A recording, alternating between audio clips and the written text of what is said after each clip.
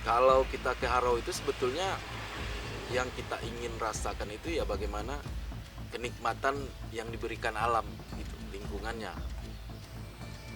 Ya itu menurut saya kesegarannya, kebersihan udaranya tentunya dan keramahan orang-orangnya. Di Lembah Harau itu kan terdapat banyak air terjun ya, tebing batu, alamnya, hutannya gitu kan.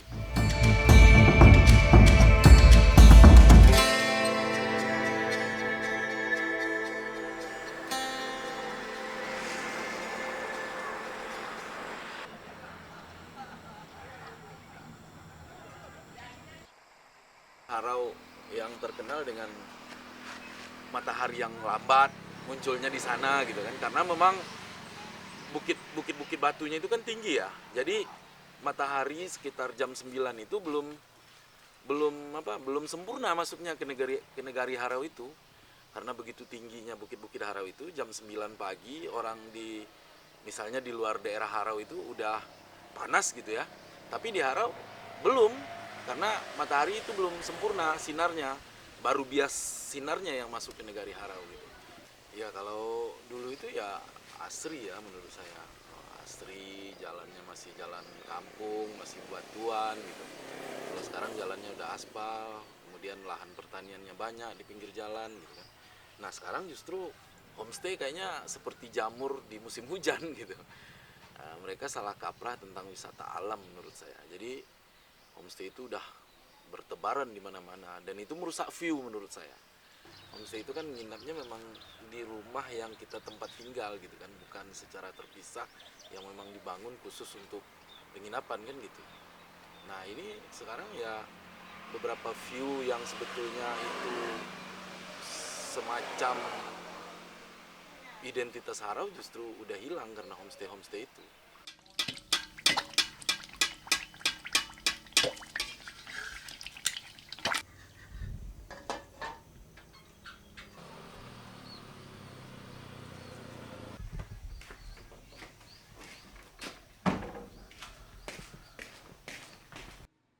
Baru tahun-tahun ini saya mendengar Harau itu kebanjiran. Ya dulu pernah air sungai meluap, tapi nggak sampai segininya. Kalau sekarang itu ke tempat pemandian itu yang daerahnya lumayan tinggi itu hilang rata sama air. Itu karena ada di hulu hulu Harau itu kan namanya kan ada semacam air air terjun juga sebetulnya objek wisata itu, tapi tersembunyi di dalam hutan. Nah sekarang kan dikelola dijadikan tempat wisata massal seperti itu ya, penahan air nggak ada lagi. Tanah adat, tanah pusaka wilayah ya. Nah itu polemik itu yang kemudian Harau juga kemudian susah untuk dikontrol itu.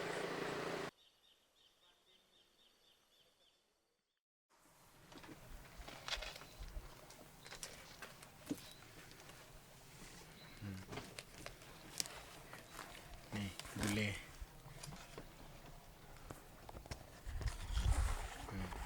Sering cari pupu-pupu kan kakek itu. Nah, itulah kayak ginilah dulu. Iya, memang bule yang motoin. Nah, dikirim sama bule ke sini kan. Nah, nih. Waktu-waktu dia masih kuat untuk trekking-trekking. Sama Harau ini mungkin udah macam apa ya? Pinang dibelah dua. Nggak mungkin dipisahkan lagi. Dulu kalau Harau ini hutannya sangat lebat. Itulah kalau kita lihat hutannya eh, belum ada terjamah tangan eh, orang itu.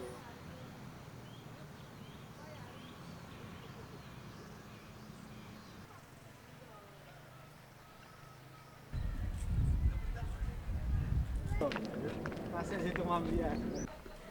Ah, coba lo nginap-nginap sih kok. Yuan, Menginap di sekolah. Nginap lo coba sih kok. Memprihatinkan. Ya kalau dilihat dalam segi ah, pengolahannya sangat tidak cocok.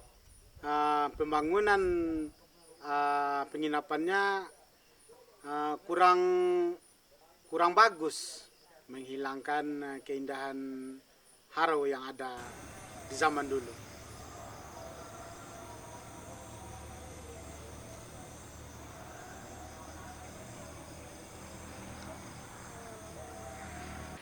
Kalau bencana alam boleh dibilang sering sekarang terjadi akibat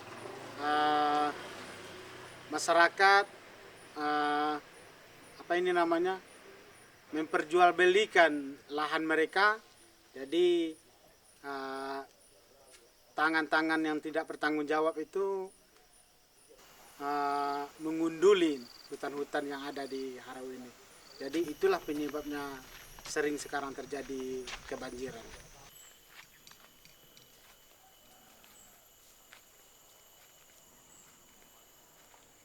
Harau ini namanya. Istilahnya kita berada di dalam kuali istilahnya. Nah, di dalam keliling bukit kan. Nah, kita ada di dalamnya itu. Itulah keadaannya Harau ini. Dikelilingi bukit. Kalau aktivitas untuk pembentukan Harau ini lagi, kalau secara pribadi abang coba untuk menanam tanaman-tanaman tua di sekitar kebun. Nah, itunya. Tapi kalau secara bersama sekarang belum ada nampak. Kayak tanaman-tanaman durian, kayak manggis itu ditanam lagi. Nah, kayak rambutan, nah, jenis-jenis tanaman tua. Kalau harapan abang untuk Harau ini kepada pemerintah bijaklah untuk mengelola Harau ini supaya dapat lagi keindahan Harau ini. Kalau abang ngajak masyarakat, marilah kita kembali untuk menghijaukan Harau ini supaya kembali indah seperti dulunya.